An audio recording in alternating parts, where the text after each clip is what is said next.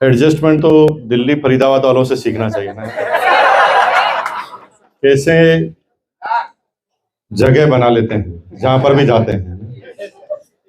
तो निश्चित रूप से चैलेंज आए होंगे, कोई हॉल था वो कैंसिल हुआ और आपने छोटे से हॉल में ये प्रोग्राम ऑर्गेनाइज कर दिया। बधाई देता हूं आपको। जीवन में मारवाड़ी लोग बहुत आगे बढ़े हैं क्योंकि उनको एडजस्टमेंट आता था। क्यों आता था? क्योंकि वहां पर बारिश बिल्कुल नहीं होती थी, फसल नहीं होती थी, गर्मी 50 पे जाती थी, सर्दी -1 पर जाती थी, और यही परिस्थितियां उनको टॉप पर ले गई। और आपने अगर एडजस्टमेंट सीख लिया ना, जहां पर जाएं वहां पर एडजस्ट हो जाएं, तो फिर आपको भी टॉप पर जाने से कोई रोक नहीं सकता। धन्यवाद। नमस्कार। कैसे हैं आप लोग? और जो चुपचाप बैठे हैं वो, समस्या थोड़ी सी चुपचाप रहने वालों की ज्यादा होती है ना? आप घर पर जाएं और आपकी बीवी एकदम चुप है तो समस्या कम होने वाली कि बढ़ने वाली? चुपचाप रहने वालों की समस्या थोड़ी ज्यादा होती है। पुलिस वाला आ जाए यहाँ पर, वो बोले चोरी हो गई, बताओ किसने की, फंसेगा वही जो चुप रहे। तो चुप नहीं रहना, कीप कम्युनिकेट प्लीज, बातचीत जारी रखिए। एक सर्वे आया अभी लेटेस्ट, जो मैं थोड़ा सा आपको बताना चाहता हूं। पूरी दुनिया के लोगों ने, यूरोपियन जो एसोसिएशन है उन्होंने हिंदुस्तान के ऊपर सर्वे किया, तो एक जानकारी प्राप्त हुई कि दुनिया में सबसे कम तलाक हिंदुस्तान में होते हैं। दुनिया में सबसे कम तलाक कहां होते हैं? हिंदुस्तान में होते हैं। तो रिपोर्ट आई, रिपोर्ट 4-5 पेज की थी। तो पहले पॉइंट पे लिखा था क्योंकि यहां पर पति पत्नी झगड़ा बहुत करते हैं। तो रिपोर्ट कर पढ़ के मैंने कहा यार ये कैसी रिपोर्ट है, झगड़ा होने से तो तलाक होने चाहिए। लेकिन इस पहली रिपोर्ट के पहले पॉइंट पे लिखा है क्योंकि यहाँ के पति पत्नी झगड़ा बहुत करते हैं। तो मैं बीच में बोल पड़ा, मैंने कहा ये क्या रिपोर्ट है? वो कहा सुन तो सही, दूसरी पढ़। तो मैंने दूसरी पढ़ी तो वहां पे लिखा कि झगड़ा तो बहुत करते हैं लेकिन झगड़ा खत्म होते ही बात करते हैं। क्या लिखा हुआ था? झगड़ा खत्म होते ही क्या कर लेते हैं? वापस बात कर लेते हैं, और इसलिए रिश्ते लंबे चलते हैं, है ना? हिंदुस्तान ऐसा मुल्क है कि पति पत्नी बहुत तेज झगड़ा करते हैं, इतना तेज झगड़ा करते हैं, लेकिन अचानक घर में मेहमान आ जाए तो ए जी ओ जी इतने प्यार से बात करते हैं जैसे दुनिया में सबसे ज्यादा प्रेम इन्हीं के घर में। ठीक कह रहा हूं कि नहीं कह रहा हूं? पति पत्नी के झगड़ा हो रहा है और बच्चे के चोट लग जाए तो पति पत्नी झगड़े को थोड़ा साइड में रखते हैं और थोड़ा कॉन्सेंट्रेट ऑन सन, है ना? जो अपने बेबी है उसके ऊपर पूरा ध्यान दे देते हैं। वो ये क्या करते हैं? झगड़ा रोज करते हैं लेकिन बातचीत चालू रखते हैं। जैसे दिन भर झगड़ा किया, शाम को फिर बात कर लेते हैं, फिर झगड़ा किया, फिर बात कर लेते हैं, तो जीवन लंबा चलता रहता है। तो मैं सारे शादीशुदा जोड़े जो झगड़ा करते हैं उनको बहुत बहुत बधाई देता हूँ कि आपको ये झगड़ा जारी रखना है, कभी भी बंद नहीं करना है ना। कंटिन्यू झगड़ा जारी रखिए, लेकिन झगड़ा खत्म होते ही बात चालू कर दीजिए, ठीक है ना? झगड़े में कोई कमी है तो तलवार लेकर आइए, तलवार से झगड़ा कीजिए, लेकिन बातचीत बाद में चालू करनी। झगड़ा खत्म होते क्या करनी है? बातचीत कंटिन्यू करनी है। अगर बातचीत कंटिन्यू करते रहेंगे ना तो जीवन में सारी समस्याओं का हल बातचीत से है। दुनिया के हर महान व्यक्ति ये कहते हैं, देश की बड़ी बड़ी समस्या भी होती है तो कहते हैं बातचीत के जरिए सुलझाओ, है ना? झगड़ा करने का कोई सॉल्यूशन नहीं मिलेगा, बातचीत करेंगे। लेकिन यूरोपियन कल्चर में आप जाएं या वेस्टर्न कल्चर में आप जाएं तो वहां ऐसा नहीं होता। वहां पर क्या होता है? झगड़ा करके दोनों अलग अलग कमरे में सो जाते हैं। फिर क्या होता है? दोनों एक दूसरे के बारे में कुछ भी सोचते हैं।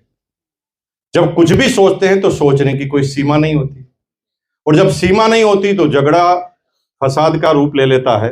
इतनी दूरियां बढ़ जाती है कि तलाक हो जाता है, और वहां तलाक करना भी बड़ा आसान है। एक लाइन में बोलना पड़ता है ब्रेकअप।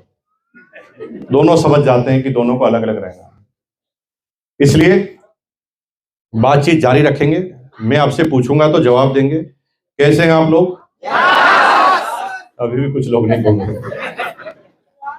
देखिए, जब आप कुछ नहीं बोलते हो ना तो सामने वाले को यह मौका देते हो कि वो तुम्हारे बारे में कुछ भी सोच ले। मैंने आपसे पूछा आप कैसे हैं और आप चुप है, तो फिर मैं कुछ भी सोच सकता हूं, है ना? मेरे को थोड़ी रोक सकते हो आप। मैंने पूछा आप कैसे हैं, आप चुप हैं, तो मुझे लग रहा है इसकी बीवी ने इसको मारा होगा।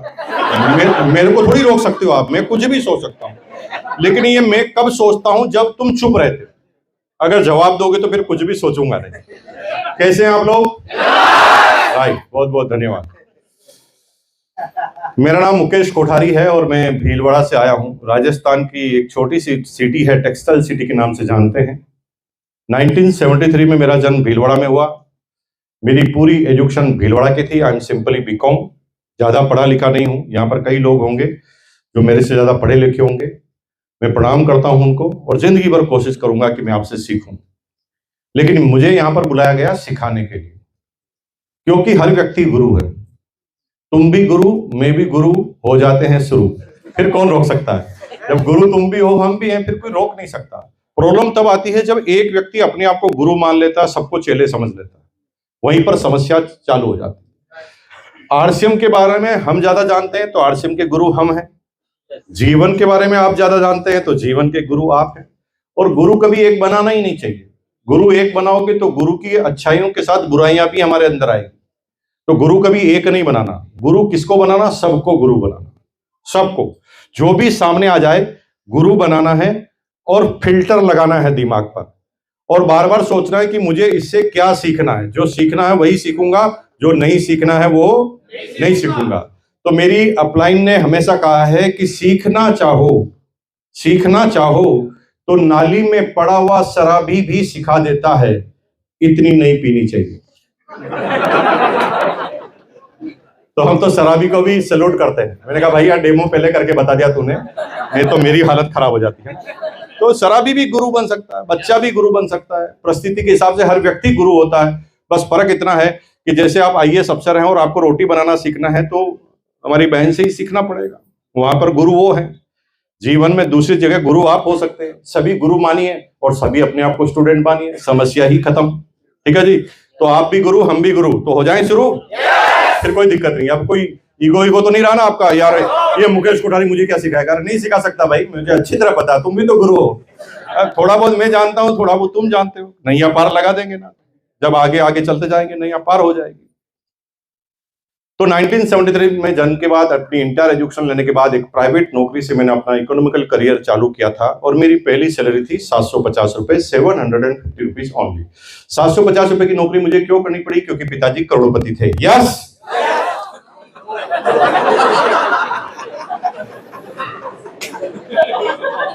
हे भगवान, कुछ लोग तो यहाँ पर ऐसे आए जैसे कोई सत्यनारायण की कथा। हर जगह ही स्वाहा बोलना कोई जरूरी है?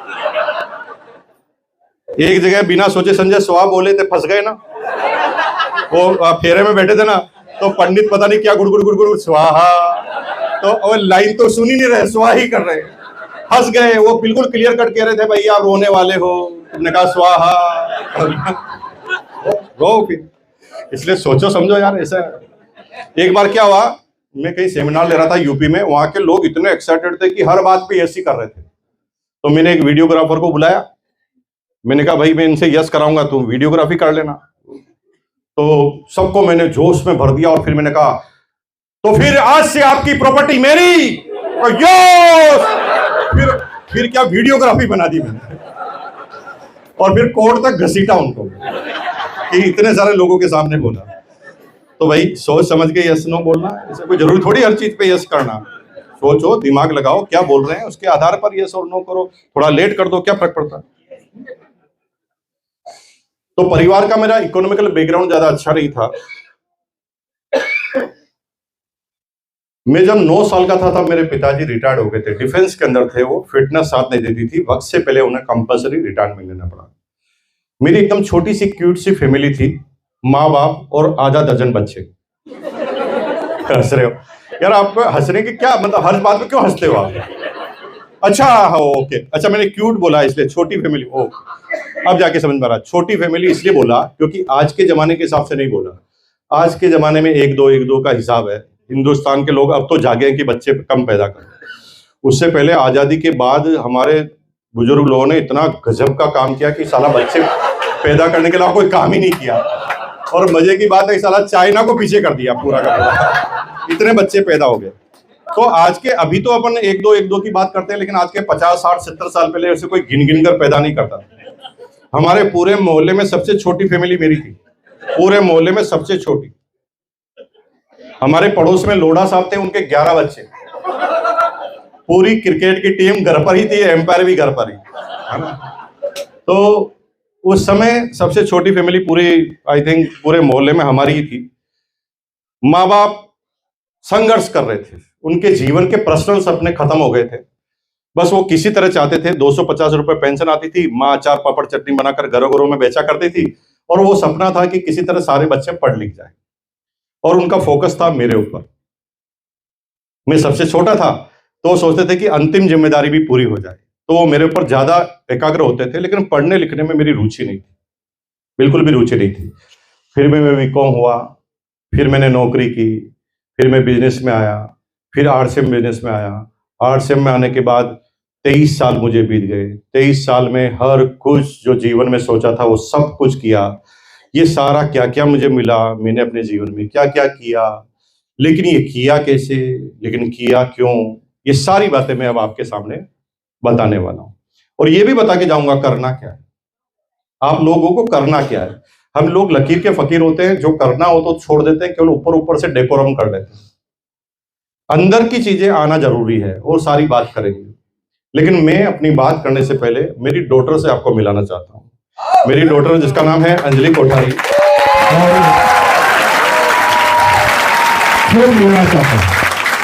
उद्देश्य समझ लीजिए मेरा, आप में से सब लोग आरसीएम में उससे ज्यादा जानते हैं, क्योंकि उसने तो आरसीएम ज्वाइन किया अभी मार्च में है। तो आप में से किसी भी व्यक्ति को वो आरसीएम नहीं सिखा सकते, क्योंकि आरसीएम में आपका नॉलेज उससे ज्यादा है। लेकिन आपने आरसीएम ज्यादा किया है, उसने आरसीएम देखा ज्यादा है, क्योंकि वो 24 साल की है और आरसीएम 23 साल का है। 23 साल से मुझे आरसीएम करते हुए देख रही है। जब वो 1 साल की थी, होश संभाला ना, तब से वो जानती है कि पापा कब उठते थे, कब जाते थे, लोग कैसे आते थे, वो कैसे रिएक्ट करते थे, पूरे दिन में क्या काम करते थे, स्कूटर पर कैसे दौड़ भाग करते थे, सर्दी गर्मी में क्या होता था, सफलता मिली तो क्या हुआ। ये इतनी बारीकी से वो सारी ज्यादा चीजें जानती थी। लेकिन कहते ना कि दिए तले अंधेरा, तो हम पूरी दुनिया को समझा रहे थे, लेकिन घर वाले नहीं समझ रहे थे। बच्चों को क्या समझ में आता वो हमें पता नहीं था। तो बच्चे आरसीएम से दूर होते जा रहे थे, इतने दूर हो गए कि उन्होंने इकोनॉमिकल क्राइसिस तो कभी देखी नहीं। पैसे की वैल्यू क्या होती है वो तो आप लोग जो अलग अलग स्टेट से यहाँ पर आकर बसे हैं वो जानते हैं, है ना। ये थोड़े से चंद पैसों के लिए आपको स्टेट छोड़ने पड़े, अपने घर बार को छोड़कर फरीदाबाद पे दिल्ली में आकर बसना पड़ा। तो पैसों की वैल्यू ये बच्चे जो अच्छे जगह पर पैदा हुए हैं उनको पता नहीं है। क्योंकि जब वो 2 साल की थी तो ना, मेरा आरसीएम बिजनेस का 1 महीने का कमीशन 2,85,000 का था। 1 महीने का 2,85,000 का, जब वो 2 साल की थी। तो इकोनॉमिकल क्राइसिस क्या होता है उन्हें पता नहीं है। मेरी पूरी इंटायर एजुकेशन हुई है 5 रुपए सालाना फीस में। गवर्नमेंट स्कूल के अंदर 5 रुपए सालाना फीस लगती थी, उसमें मेरी एजुकेशन हुई। और जब वो 2nd, 3rd, 4th क्लास में पढ़ती थी तो उसकी फीस थी 7 लाख रुपए पर ईयर। अभी के हिसाब से बात करें, 2002 के बाद अभी के हिसाब से बात करें तो 25 लाख रुपए पर ईयर, इतनी फीस में वो स्कूलिंग की। बिट्स पिलानी के अंदर उसकी पूरी इंटायर एजुकेशन हुई, बिल्डा इंटरनेशनल स्कूल के अंदर। 12th किया उसने, फिर अमेरिकन इंस्टीट्यूट से फैशन कम्युनिकेशन की डिग्री ली। एक होता है फैशन डिजाइनर, एक होता है फैशन कम्युनिकेशन। डिजाइनर मतलब कपड़े बनाना, कम्युनिकेशन मतलब कपड़े की मार्केटिंग करना। तो फैशन कम्युनिकेशन की डिग्री ली। फिर उसने जॉब चालू किया मुंबई में, पीआर का, पब्लिक रिलेशनशिप ऑफिसर का जॉब चालू किया, फिल्मी सेलिब्रिटी का। तो शाहिद कपूर, अनिल कपूर, प्रियंका चोपड़ा, इन सब की वो पीआर रही है। पीआर का मतलब क्या पहले समझ लीजिए। पब्लिक जो होती है ना, उसके अंदर एक सेलिब्रिटी की इमेज कैसी हो, ये पीआर डिसाइड करता है ना। पीआर कहता है ऐसा ऐसा करो ताकि पब्लिक आपके बारे में ये सोचेगी। जैसे नरेंद्र मोदी जी को आपने कोविड में दाढ़ी बढ़ाते हुए देखा कि नहीं देखा? कितनी बड़ी दाढ़ी कर ली थी उन्होंने। ये उनका आइडिया नहीं था, वो उनके पीआर का आइडिया था। पीआर ने उन्हें समझाया कि कोविड में सब लोग परेशान हैं, नौकरियां छिन रही है, रोजगार जा रहे हैं, भूखे मर रहे हैं लोग बाग, मर रहे हैं लोग बाग, और तुम अगर दाढ़ी बनाकर घूमोगे तो लोगों को तुम्हारे पर गुस्सा आएगा, दाढ़ी बढ़ा लो। और उन्होंने दाढ़ी बढ़ाकर मैसेज दे दिया, भाई और बहनों, दुखी तुम अकेले नहीं हो, मैं भी हूं, देखो दाढ़ी बढ़ा। ये पीआर का काम होता है। पद्मावत फिल्म आपने देखी? तो पद्मावत फिल्म में फिल्म रिलीज होने से पहले, फिल्म की शूटिंग होने से पहले केस हो गए। अरे भाई अभी फिल्म में है ही क्या यही पता नहीं है, तो पहले कैसे केस हो सकते हैं? तो मजे की बात यह है, केस होते नहीं, पीआर के द्वारा करवाए जाते हैं। पब्लिक ताकि सोचे कि इसके अंदर कोई खास बात है, केस हुआ इसका मतलब इसको देखना ही है। कहीं पर भी दो आदमी झगड़ा करते हैं तो हमारी आदत क्या होती है, हम सुनते हैं झगड़ा क्यों हो रहा है ना? क्योंकि जब तक क्यूरियोसिटी पैदा नहीं करते तब तक आदमी हिट नहीं होता। तो हर सेलिब्रिटी के, फिल्मी सेलिब्रिटी जितने भी सितारे हैं, राजनीतिक सितारे हैं, सबके पीआर होते हैं और वो पीआर ये डिसाइड करते हैं कि पब्लिक में इसकी क्या बात जानी चाहिए, क्या चीजें अखबार में छपनी चाहिए। वो अखबार वालों को भी कंट्रोल करते हैं पीआर वाले। तो पीआर की जॉब की, जब वो ट्रेनिंग पीरियड में थी तब 1 लाख सैलरी थी। पहले साल जब वो ट्रेनिंग पीरियड में थी तब 1 लाख रुपए पर मंथ की सैलरी थी। 10 साल वो पीआर में काम करती तो 15 लाख रुपए पर मंथ कमा लेती। लेकिन 2 साल जॉब करने के बाद उसे अच्छी तरह पता चल गया कि नौकरी क्या है, ये फिल्मी सितारों की चकाचौंध क्या है।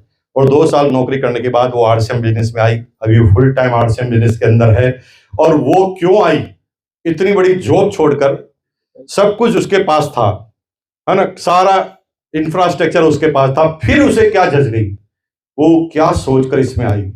अभी सबसे बड़ा चैलेंज क्या है, जो यंग जनरेशन के लोग हैं ना, उनके सोचने का नजरिया अलग है। वो चकाचौंध में रहते हैं, वो आईआईटी इंजीनियर करेंगे, डॉक्टर करेंगे, इंजीनियर बनेंगे।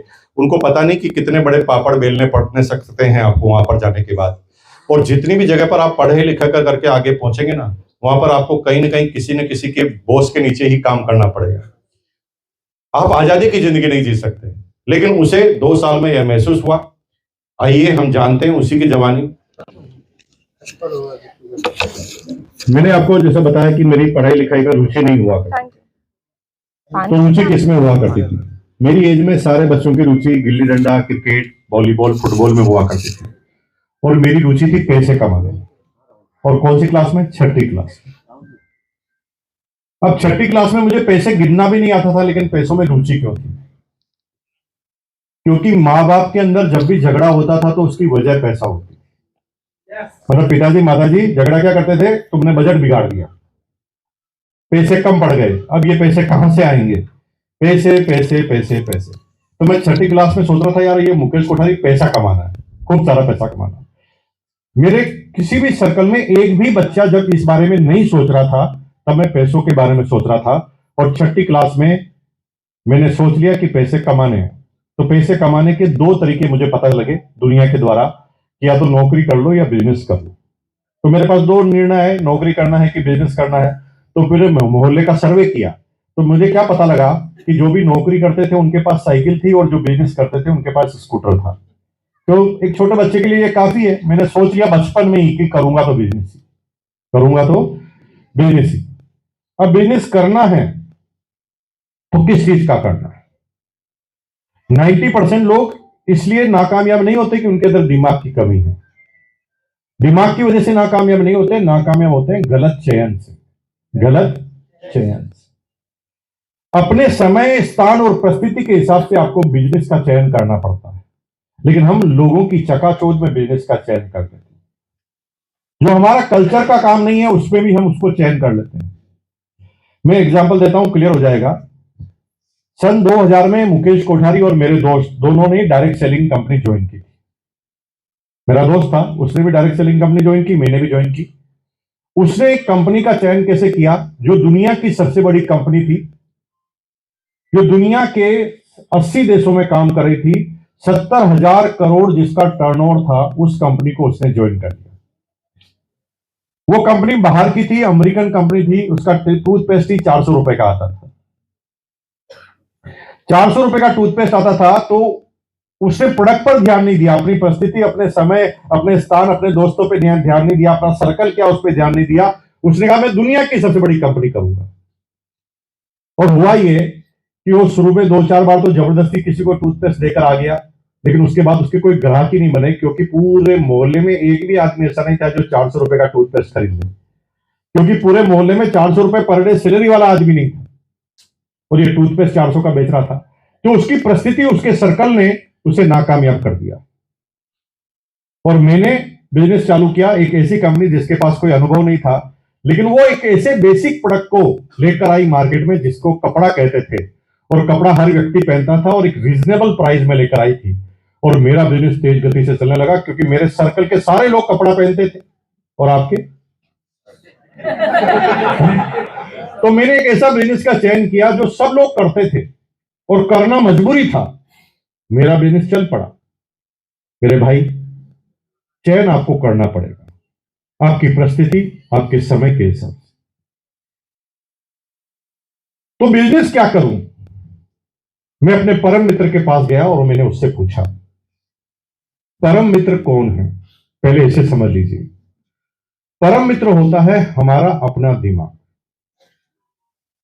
लेकिन हम परम मित्र समझते हैं पड़ोसी को। पड़ोसी किसी और का भी दोस्त हो सकता है, लेकिन आपका दिमाग आपके अलावा किसी का दोस्त नहीं होता। आपका दिमाग पड़ोसी के लिए काम नहीं कर सकता। और मजे की बात है, आपके दिमाग के पास अपना दिमाग भी नहीं होता, वो केवल आप ही का दिमाग होता है। और मजे की बात है, इससे जो कहो वही करता है। ये एक्स्ट्रा ऑर्डिनरी कोई अलग से काम नहीं करता, इसको जो कमांड देते हैं वही करता है। एग्जाम्पल देता हूं, क्लियर हो जाएगा। जैसे आपने बिजनेस किया, बिजनेस में लॉस हो गए, आप दिवालिया हो गए। अब सब लोग पैसा मांगते हैं आपसे, तो आप क्या करते हैं? पैसा मांगने से इतने परेशान हैं कि आप रात को लेट घर पर आते हैं, सुबह जल्दी निकल जाते हैं ताकि किसी को नजर ना आए।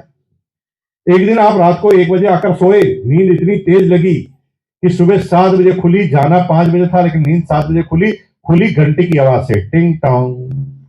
जब घंटे की आवाज देखी तो आपने थोड़ा सा खिड़की को धीरे से खोला और देखा तो लाला पैसे मांगने के लिए आया था। आप डर गए, आप परेशान हो गए, पसीना आ गया, और आपने अपने परम मित्र से पूछा, परम मित्र कौन है?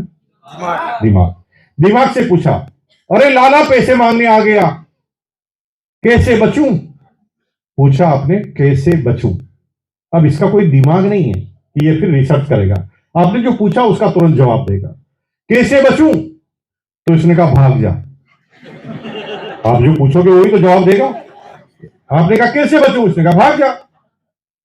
अरे कैसे भागूं? गेट पे तो लाला है। ये कहता खिड़की से भाग जा। अरे खिड़की से कैसे भागूं? फर्स्ट फ्लोर पे हूं। तो क्या बीबी की साड़ी बांध के भाग जा। ये आगे से आगे जवाब देता है, ये सोचता नहीं, ये वही बोलता है जो इससे पूछते हो। तुमने प्रश्न ही उल्टा पुल्टा पूछा, कैसे बचूं? तुमने ये पूछा होता, ये मैं कब तक बचूंगा, ऐसी जिल्लत भरी जिंदगी कब तक जीऊंगा? मैं ऐसी जिंदगी नहीं जीना चाहता, मैं व्हाइट कॉलर की जिंदगी जीना चाहता हूं, सिर को खड़ा करके जिंदगी जीना चाहता हूं, बोल क्या करूं? तो फिर ये तुम्हें अलग राय देता। ये फिर कहता कि भाई, अगर तूने बिजनेस में लॉस किया है, तेरे से गलती हुई है, लोगों का पैसा डूबा है, लोगों को हताहत किया है, तो लोगों की तुझे सुनना पड़ेगा। जा, उसके गुस्से को सहन कर, वो गाली बके तो सुन, उसके सामने गर्दन झुका और धीरे और प्यार से पूरी बात सुनने के बाद उसे कहना, लाला जी मुझे पता है कि मेरा लॉस हुआ है, मुझे लॉस हुआ है, लेकिन मैं बेईमान आदमी नहीं हूं। मैं एक एक पैसा वापस आपका चुका सकता हूं। गलत समय के धार में मैं फंस गया हूं, थोड़ा मुझे समय दोगे, थोड़ा सा पैसा और उधार दोगे, तो फिर मैं एक नया बिजनेस करूंगा और मैं तुम्हारा एक एक पैसा वापस लौटा दूंगा। हेलो। और मजे की बात है, लाला के पास इसके अलावा कोई ऑप्शन ही नहीं। लाला तुम्हें मार देगा तो 1 भी रुपया नहीं मिलेगा, तुम्हें जिंदा रखने में ही उसका फायदा, और उसका अलग से फायदा नहीं है। तो जो पूछोगे वो जवाब देगा, गलत पूछोगे तो गलत जवाब मिलेगा, सही पूछोगे तो सही जवाब मिलेगा। तो मैंने परम मित्र के पास गया, मैंने कहा भाई क्या बिजनेस करूं? तो परम मित्र ने कहा, भाई तेरे सारे ग्राहक कौन से? मैंने कहा सारे ग्राहक मेरे 6वीं 7वीं 8वीं क्लास के बच्चे। तो सारे 7वीं 7वीं 8वीं क्लास के बच्चे किस लिए काम करते हैं? वो पतंग उड़ाते हैं। तो मैंने कहा फिर पतंग का बिजनेस कर ले। दिमाग नहीं का, पतंग का बिजनेस कर ले, क्योंकि सारे बच्चे पतंग उड़ाते हैं। पतंग का बिजनेस करना ठान लिया, लेकिन पता चला कि पतंग के बिजनेस करने के लिए पैसा चाहिए, पूंजी चाहिए। तो पूंजी कहां मिलेगी? सब लोगों से मांगी, सबने मना कर दिया, बहुत छोटा है, अभी कहां पैसा करेगा, मना कर दिया। तो अपने परम मित्र के पास गया और मैंने कहा यार कोई पैसा नहीं देता, कहां से लाऊं पैसा? तो परम मित्र ने कहा कोई देगा भी नहीं, तेरी एज ही नहीं है, तेरे अंदर वो सिंसियरिटी नहीं कि तुझे कोई पैसा देगा, तुझे कोई पैसा नहीं देगा, तुझे तेरा पैसा खुद इकट्ठा करना पड़ेगा। मैंने कहा कैसे करूं? वो खाता ना रोज टॉफी, मत खा। उसने ही आइडिया दे दिया और मैंने उस दिन से टॉफी खाना बंद कर दिया। 3 महीने तक एक भी टॉफी नहीं खाई। धीरे धीरे ये खबर पूरे क्लास में फैल गई, क्लास के बच्चों ने मेरा नाम रख दिया कंजूस मक्खी चूस, क्योंकि मैं जब उनके सामने टॉफी नहीं खाता था तो उन्होंने नाम रख दिया। ठीक उसी तरह आपके पड़ोसी को पता नहीं है जब सुबह टाई पहनकर आप निकलते हैं तो ये क्या करने जा रहा है, तो वो भी तुम्हारा नाम रख देता, आरसीएम आ रहा है, आरसीएम जा रहा है। बेचारे उसको भी पता नहीं है, मेरे दोस्तों को भी पता नहीं था, उन्होंने कहा ये कंजूस मक्खी चूस है, उसे मेरा उद्देश्य पता नहीं। लेकिन मैं परेशान नहीं होता था क्योंकि मेरा टारगेट मेरे सामने था, पैसे इकट्ठे करने थे, पतंग की दुकान लगानी थी। लेकिन कुछ लोगों का जन्म ही आपके जीवन को परेशान करने के लिए ही होता है। खास तौर से मेनका का नाम आपने सुना होगा। वो तपस्या भंग करने के लिए ही आते हैं। वो भगवान अल्लाह के द्वारा भेजे जाते हैं कि जा बेटा इसको जाकर परेशान कर, कितना जल्दी तू परेशान कर सकता है। मेरे लिए भी भगवान ने एक बच्ची को जन्म दिया था जिसका नाम था ललिता राजपूत।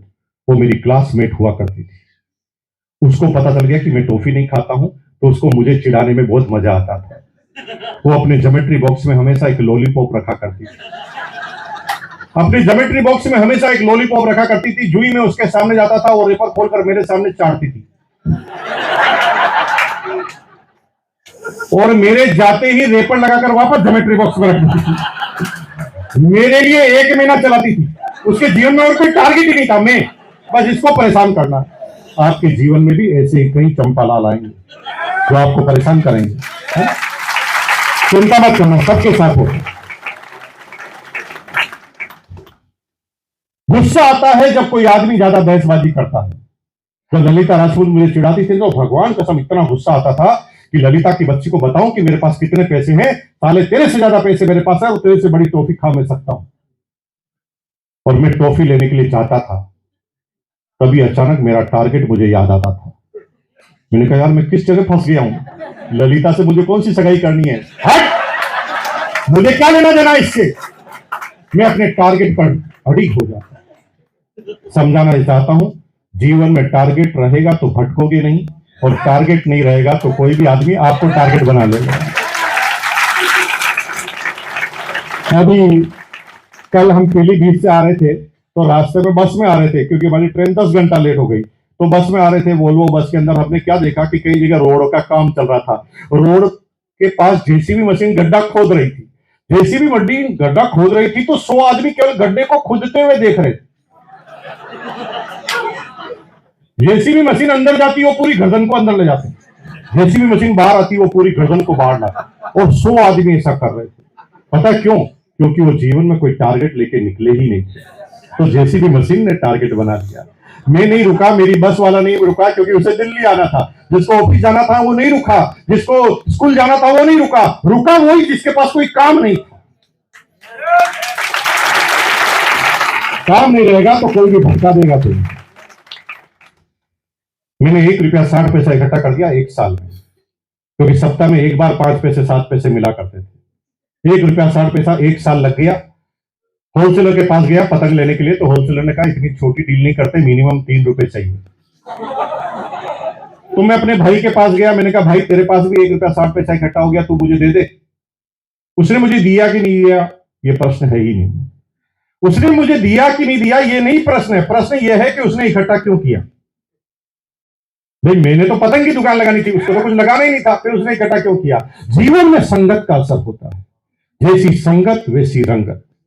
हमारी बहनें यहां पर बैठी है, अगर आपकी कोई फ्रेंड खाना बनाने की कला में निपुण है और आप पूरे दिन भर उसके साथ रहते हैं तो आपके मन में वो भावनाएं आएगी ही आएगी, और खाना बनाना आप सीखेंगे ही सीखेंगे, पकवान बनाना आप सीखेंगे। आप आवारा मवाली के साथ रहे और आवारा मवाली जैसे गुण आपके अंदर ना आए, ऐसा संभव ही नहीं। जिन लोगों के साथ रहेंगे वैसे ही तो गुण आएंगे। दिमाग से थोड़ी कामयाब होता है, माहौल से आदमी कामयाब होता है। दिमाग तो झोपड़पट्टी में भी पैदा होता है, लेकिन बेचारे को माहौल नहीं मिलता। सारे बच्चे क्या कहते हैं, बड़े होकर केले का होलसेल कारोबार करेंगे। दिमाग पृथ्वी को बदलने का है, चंद्रमा पर जाने का है, लेकिन आसपास के लोग बड़ा सोचने देते ही नहीं। लेकिन जो कम नंबर लाता है, लेकिन जब वो मसूरी की या देहरादून की स्कूल में पढ़ता है ना, तो वहां पर सारे बच्चे बड़ी बड़ी बातें करते हैं, सॉफ्टवेयर बना देंगे, दुनिया को बदल देंगे, चंद्रमा पर पहुंच जाएंगे। तो दिमाग कम होते हुए भी काम बड़ा हो जाता है, और झोपड़पट्टी में दिमाग बड़ा होते हुए भी काम बड़ा नहीं होता, क्योंकि उसे आसपास का माहौल नहीं मिलता, संगत। जीवन में बड़ा बनना है तो संगत जोरदार कर लेना। मुकेश कोठारी की संगत ऐसी थी कि नौकरी क्लास आदमी था, सारे बच्चे काम चोर थे, फ्री हो गए, जल्दी फ्री होकर चाय की केबिन पर जाकर बैठ जाते थे। लेकिन मैं बीसी छाबड़ा जी की संगत में आ गया और मैं उसकी गाड़ी में चिपक गया, और जब मैं उनके साथ बैठने लगा तो उनकी बातें सुनने लगा, उनके लोगों के संवाद को सुनने लगा, तो वो गुण मेरे अंदर आने लगे। और मुकेश कोठारी को निर्माण कर दिया बीसी छाबड़ा जी ने, क्योंकि उनकी संगत में मुकेश कोठारी आ गया। कामयाब होना चाहते हो तो कामयाब लोगों की संगत में चले जाना, कामयाब लोगों की संगत में चले जाना। कामयाब लोग क्या करते हैं? कामयाब लोग ना हमेशा सितारों को छूने की कोशिश करते हैं। कामयाब लोग हमेशा सितारों को छूने की कोशिश करते हैं, लेकिन मजे की बात बताऊं, सितारा उनके हाथ नहीं आता। कामयाब लोग सितारे छूने की कोशिश करते हैं, लेकिन मजे की बात है कि सितारा उनके हाथ नहीं आता, लेकिन उनका हाथ कीचड़ में भी तो नहीं जाता, क्योंकि हाथ ऊपर रखते हैं। कीचड़ के तो नीचे करना पड़ेगा, हाथ ऊपर रखेंगे तो नीचे जा नहीं सकता, कीचड़ में जा नहीं सकता, इसलिए वो बड़ा सोचते, चाहे उनसे हो या ना हो, होगा बड़ा बड़ा ही सोचेंगे, छोटा नहीं सोचेंगे। 1 रुपया 60 पैसा भाई से उधार लिया, 3 रुपए 20 पैसे से पतंग की दुकान लगाई, और भाई साहब 3 महीने में पैसे को डबल कर दिया। छठी क्लास में डबल 3 महीने में। वहां से एंटरप्रेन्योरशिप की मेरी जर्नी चालू हुई, जो फिर कभी रुकी ही नहीं। अब मैं हर बच्चों से अलग सोचता था। होली आती थी, सारे बच्चे खुश होते थे कि कलर लाएंगे, रंग लगाएंगे, और मैं रंग की दुकान लगाता था। दिवाली पर लोग पटाखे चलाते थे, मैं पटाखों की दुकान लगाता था। राखी पर लोग राखी बनवाने की तैयारी करते थे, मैं राखी की दुकान लगाता था। लेकिन मुझे फुल टाइम बिजनेस करना था, तो मैं अपने परम मित्र के पास गया। मैंने कहा, भाई दिवाली होली तो साल में एक बार आती, कोई ऐसा बिजनेस बताना जो रोज कर सकते हैं। तो इसने कहा, सारे बच्चे कंचे खेलते हैं, तो कंचे की दुकान लगा ले। परम मित्र से पूछो, पड़ोसी से मत पूछो। हम गलती क्या करते हैं, पड़ोसी से पूछते हैं। अरे मेरे भाई, थोड़ा बताओ ना कि पड़ोसी में, तुम्हारे पड़ोसी में इतना सा भी दिमाग होता तो क्या तुम्हारा पड़ोसी होता? तुम्हारे पड़ोसी में इतना सा भी दिमाग होता तो मुकेश अंबानी का पड़ोसी होता। तुम्हारा क्या खाक होता? तुम्हारा है ही इसलिए कि दिमाग नहीं है। साले दिमाग नहीं है इसलिए तो तुम्हारा पड़ोसी है, दिमाग होता तो तुम्हारा पड़ोसी कभी होता ही नहीं। और जिसमें दिमाग नहीं है उसी से पूछ रहे कामयाब कैसे होंगे, और उसके पास होता तो वो खुद कामयाब नहीं होता। यही हम बार बार गलती कर जाते हैं जीवन के अंदर। परम मित्र से पूछा, क्या बिजनेस करे? तो इसने कहा, कंचे सब खेलते, कंचे का बिजनेस कर ले। तो भाई साहब, मैंने होलसेल में कंचे लाया और मैदान में जाकर कंचे का बिजनेस करने लगा। जब सारे बच्चे कंचे खेलते थे, मैं कंचे बेचता था। हारने वाला रोता था, जीतने वाला हंसता था, लेकिन दोनों से हमारे कोई फर्क नहीं पड़ता था। हमारा तो प्रॉफिट समान ही था, हारे या जीते। हमने शुरू से ही ऐसे बिजनेस किए कि साला रोए या जीते, हारे या मरे, मेरे को कोई फर्क नहीं पड़ना चाहिए, मेरा काम जरूर होते रहना चाहिए।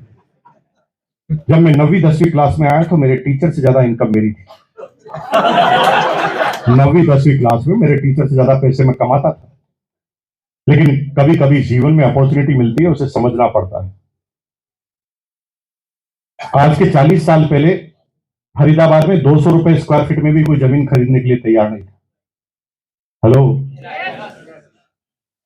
200 रुपए स्क्वायर गज में भी कोई जमीन लेने के लिए तैयार नहीं था। आपके दादाजी के पास भी ऑफर आया था, तो आपके दादाजी ने कहा, ओ इतनी दूर जाकर क्या करेंगे।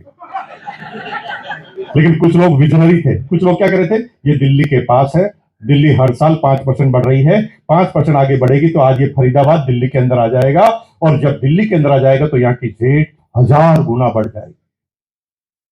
और उसने जगह ले ली। अब बताओ मेहनत कितनी की? मेहनत कोड़ी की भी नहीं की, डिसीजन लिया, और डिसीजन लेने से आज वो करोड़पति है।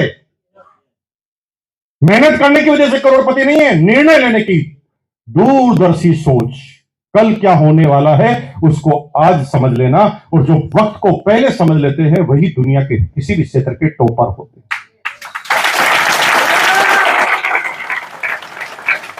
हिंदुस्तान में एलपीजी सिलेंडर की बहुत कमी थी उस समय, एलपीजी सिलेंडर की। तो मेरी मां ने बुकिंग कराई थी और 102 रुपए में सिलेंडर आता था, 102। तो खाली सिलेंडर लेकर जाना पड़ता था और भरा सिलेंडर लेकर आना पड़ता था। तो मेरी मां ने मुझे साइकिल पर सिलेंडर लगा दिया। साइकिल सिलेंडर पकड़ के चला नहीं सकता था, तो पैदल पैदल गया सिलेंडर पे ट्यूब लगा के, और मैं खाली सिलेंडर लेकर गया। उसको 102 रुपए दिए, गुलाबी कलर की पर्ची दी, उसने मुझे सिलेंडर निकालने की तैयारी की। तभी एक घटना घटी और वहां से मुझे बिजनेस हाथ में लग गया। घटना ये घटी कि एक आदमी आया, उसने कहा भाई साहब नंबर तो नहीं आया लेकिन सिलेंडर चाहिए, बहन की शादी है। उसने कहा नंबर नहीं आया है तो फिर ब्लैक में लेना पड़ेगा, 200 रुपए का मिलेगा। तभी मैंने डिसाइड कर लिया साला सिलेंडर का ही बिजनेस करें, क्योंकि इसमें 100% का मार्जिन है, कोई गाइड करने वाला नहीं था। हमने कहा बिल्कुल सिलेंडर का ही बिजनेस करेंगे। तो हमने उस सिलेंडर वाले से नहीं पूछा सिलेंडर कहां मिलेंगे, हमने परम मित्र से पूछा। परम मित्र के पास गए और मैंने कहा भाई सिलेंडर का बिजनेस करना है, डिसीजन ले लिया, लेकिन मिलेगा कहां? वो कहा किसी को नहीं मिलता सिलेंडर, इसके लिए एजेंसी लेनी पड़ती है, करोड़ों रुपए का इन्वेस्टमेंट करना पड़ता है, सिलेंडर तुझे नहीं मिलेगा। मैंने कहा नहीं फिर भी करना है तो सुन, सरकार महीने में 2 सिलेंडर एक फैमिली को देती है, तुझे ऐसी फैमिली को ढूंढना पड़ेगा जिनको मिलते तो 2 हैं लेकिन इस्तेमाल एक ही होता है। और मैंने पूरे मोहल्ले का सर्वे कर लिया कि कौन सी छोटी फैमिली है। जब अंकल घर से बाहर चले जाते थे तो हम आंटी के पास पहुंच जाते थे और आंटी को पूरा बिजनेस स्कीम समझाते थे। मैंने कहा आंटी जी सरकार महीने के कितने सिलेंडर देती है? 2। इस्तेमाल कितना होता है? एक का क्या करते हो? लेते ही नहीं। मैंने कहा यही गलती करते हो, सरकार से ले लो और हमें दे दो तो हम आपको 50 रुपए एक्स्ट्रा देंगे। सबने कहा ऐसा हो सकता है? मैंने कहा हो सकता है। सबने अपना अपना नाम लिखाया और मेरे पास लिस्ट तैयार हो गई सप्लायर की, जिसमें मेरा 1 भी रुपए का इन्वेस्टमेंट नहीं था, बस ये पता था कि सिलेंडर कहां पड़ा है। अब मैं रोज सिलेंडर वाले के पास जाके खड़ा हो जाता, वहां पर कोई भी ब्लैक में लेने आता, वो जो ही 200 रुपए बोलता, मैं उसकी शर्ट खींच के कहता 175 देगा, वो तुरंत राजी होता और मैं सीधा आंटी से मिला देता। आंटी 50 रुपए कमा लेती, मैं 25 रुपए कमा लेता। उस समय 25 रुपए सिलेंडर पे कमाता था जब 7 रुपए लेबर की पूरे दिन की सैलरी होती थी। 7 रुपए पूरे दिन की सैलरी होती थी जब मैं 25 रुपए एक सिलेंडर कमा लेता था। 2-2,500 रुपए महीने के कमाता था। जेब हमेशा भरी रहती थी, हमेशा जेब भरी रहती थी। पढ़ाई लिखाई में बिल्कुल रुचि नहीं थी, लेकिन क्लास के जितने भी, स्कूल के जितने भी गुंडे मवाली बदमाश बच्चे थे जो एक ही क्लास में 4-4 बार फेल हो चुके थे, वो सब हमारे जिगरी यार हुआ करते थे, क्योंकि सबके खाने पीने का इंतजाम हम किया करते थे, क्योंकि उनकी जेब में चवन्नी नहीं होती थी जब हमारी जेब में 1,500-2 हजार रुपए होते थे। बड़े बड़े मुस्तंड पहलवान जो 4-4 साल से फेल हो रहे हैं, 80-80 किलो वजन हो गया, हमारा वजन था मात्र 42 किलो। हम 42 किलो के तड्डी पहलवान आगे आगे चलते थे और 80-80 किलो के बड़े बड़े पहलवान हमारे पीछे पीछे चला करते थे और 80-80 किलो के आदमी आगे आकर बार बार अपनी परफॉर्मेंस बताते थे। मुकेश जी हुक्म करो क्या करना है। अरे भाई ये पैसों में कितनी ताकत होती तुम्हें पता नहीं है, कौन से आदमी को कहां पर पहुंचा देता है जब जेब में पैसा होता है। जब जेब में पैसा होता है सब पूछेंगे आप कैसे हैं, जब आपके जेब में थोड़े से पैसे, पूरी दुनिया बड़ी बड़ी रिश्तेदारियां निकालने के लिए आपके घर पर आ जाएगी। आप हमें नहीं जानते, हम आपके जीजा के साले के भतीजे। पैसे लेकर तो आओ, पूरी दुनिया तुम्हारे पास आएगी, तुम्हारे चरणों में आएगी। खैर पढ़ाई लिखाई में रुचि नहीं थी, फिर भी हर साल पास होते थे, क्योंकि पास होने की हमारे पास एक नायाब टेक्नोलॉजी थी। कॉपी करने के हम बचपन से माहिर खिलाड़ी, इतने माहिर खिलाड़ी थे, हमारा शुरू से मानना था कि क्लास के सारे बच्चे पढ़ते तो हमें पढ़ने की क्या जरूरत है, जब वो कर रहे तो हमें कर। एक बार पहिए का आविष्कार हो गया तो बार बार करके करोगे क्या? जब वो बच्चा पढ़ रहा है तो हम उसी से पूछ लेंगे क्या पढ़ा है तूने। लेकिन बच्चे हमें बताएंगे क्या? तो हम क्या करते थे, पहले ही तैयारी करते थे, पहले ही क्लास के होशियार बच्चों की लिस्ट बनाते थे। जीवन में टारगेट कभी भी हमने बनाए और पूरे हमेशा इसलिए हुए क्योंकि हम टारगेट को पूरा करना जानते थे। बिना टारगेट को, बिना प्लानिंग के कभी टारगेट लेते ही नहीं थे।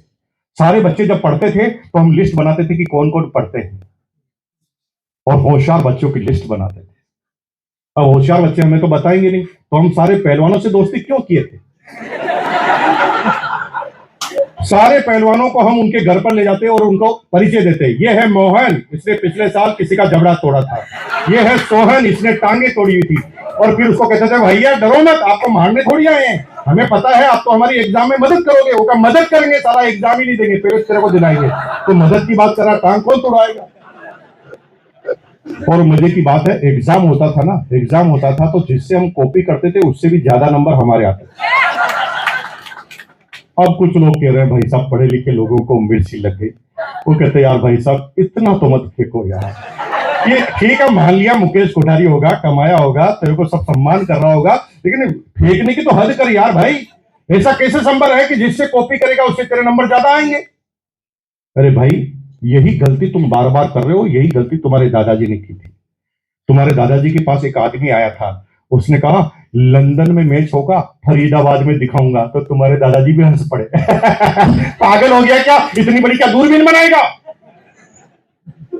काश तुम्हारे दादाजी ने पूछा होता किस टेक्नोलॉजी से बताएगा, और वो टेक्नोलॉजी उस समय उनके हाथ लगी होती, तो भीलवाड़ा के सबसे टॉपेस्ट व्यक्ति में से एक होते में करीब। लेकिन उन्होंने हंस लिया, और तुम भी मेरे पर हंस रहे हो। अरे तुम पूछते तो बताता ना कैसे आते। ऐसे थोड़ी आता। वह ठीक है, नहीं पहुंचाता तो दूसरी बात करते, अपने कोई फर्क नहीं पड़ता। बताओ तो टोटल आगे के जो 15-20 आदमी मेरे से पूछना चाहते हैं, मैं 100% मीटिंग के बाद बताऊंगा, क्योंकि सबका टाइम नहीं खराब करते। वो नहीं पूछना चाहते तो क्यों बताएं? कितने पूछना चाहते हैं? कितने? जो पूछना चाहते हैं हाथ खड़ा करो एक बार।